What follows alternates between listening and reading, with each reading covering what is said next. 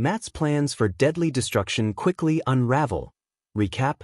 On today's The Young and the Restless recap, Victor promises to use Kane's AI weapon of mass destruction to save Noah. Victor is with Sharon and Nick in their hotel room. Victor says they will threaten to take away all Matt Clark holds dear until her returns Noah. Sharon wonders how, but Nick, when did he grow brains, deduces his dad is going to use Kane's AI weapon of mass destruction. Sharon is so down and Victor says they will unleash it on Clark's business, taking away all his assets, unless he returns Noah safely. Matt wants Noah to become a fentanyl junkie on The Young and the Restless. Noah and Sienna are being held by Matt and Detective Burrow. Matt is inhaling all the scenery as he goes off about seeking revenge and making Noah take the fentanyl. Sienna knows he is everything Nick and Sharon said he was, but Matt is still unwilling to admit it. He does, however, want Noah to take the drugs or he is going to kill his wife. Previous The Young and the Restless recap. Nick and Sharon get a clue. Matt's perilous plans unravel on The Young and the Restless. Later, Detective Burrow turns on Matt and is ready to arrest him.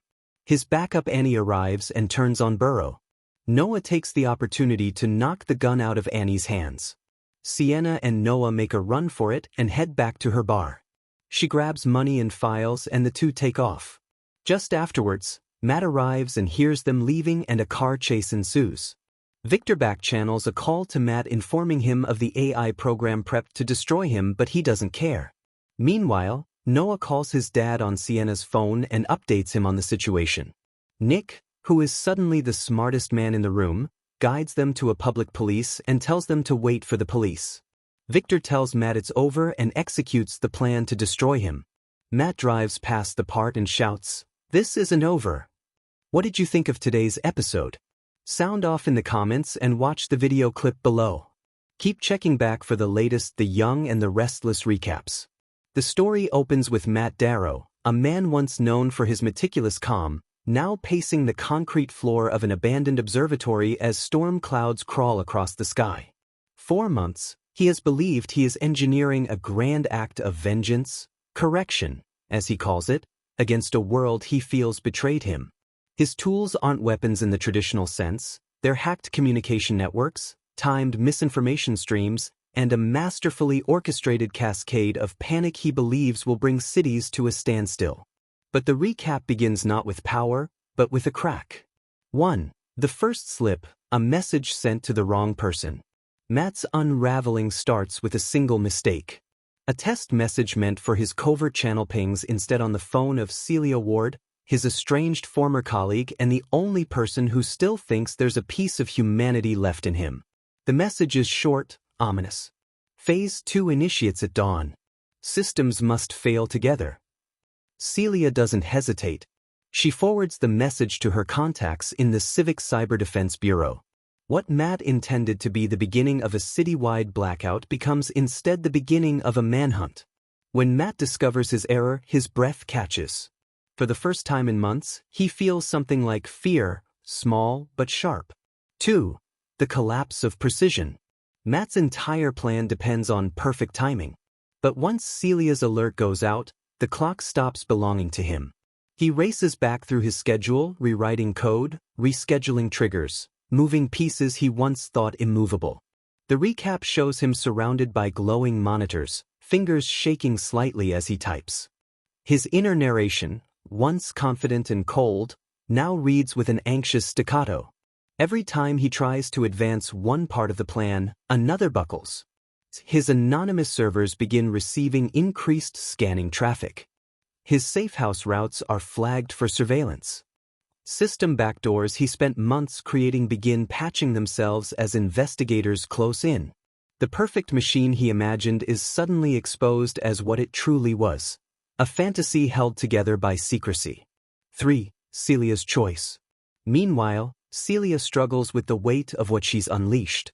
She knows Matt. She knows the brilliance, the bitterness, the careful way he conceals his emotions under technical precision. And she knows, better than anyone, that forcing his hand will only push him deeper into desperation. Her section of the recap is quieter, tense in a different way. She meets with Agent Kessler, a sharp-eyed investigator who sees everything in black and white. Celia tries to warn him. Don't corner him, she says. He thinks he has nothing to lose. But Kessler dismisses it. To him, Matt is a threat, not a person. This difference in philosophy becomes the hinge of the entire unraveling. 4. The turning point, a system he didn't expect.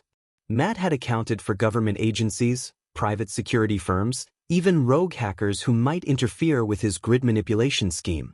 But what he couldn't predict was the city's own resilience. The old analog fallback systems, patched together by underfunded technicians, kick on automatically when his digital sabotage begins. Instead of plunging half the city into engineered chaos, he triggers little more than a brief flicker of lights. A humiliating flicker. Matt stares at the screens, stunned. His masterpiece reduced to a blip. And that's when the full panic sets in.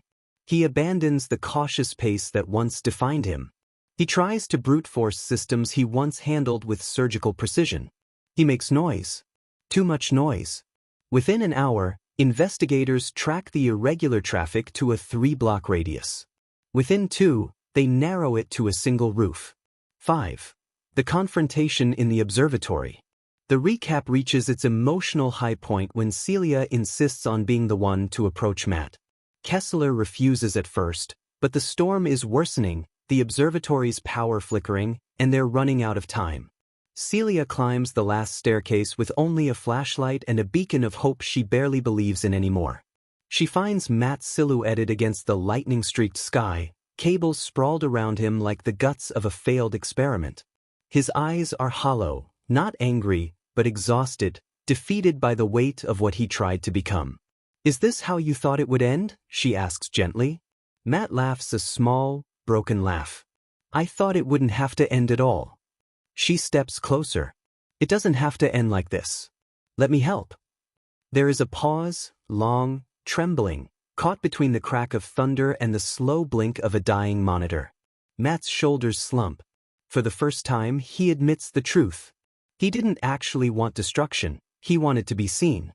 He wanted to force the world to acknowledge his pain by making it share some fraction of it. The rest is quiet surrender. 6. Aftermath. The unmaking of a monster. The final portion of the recap jumps forward. Matt isn't portrayed as a mastermind brought down by heroes. He's a human being who built a labyrinth of rage and brilliance around himself, and then got lost inside it. Celia visits him in the facility where he's being evaluated. She isn't there out of guilt. She's there because she hopes he might find a different path now that the catastrophic one has collapsed.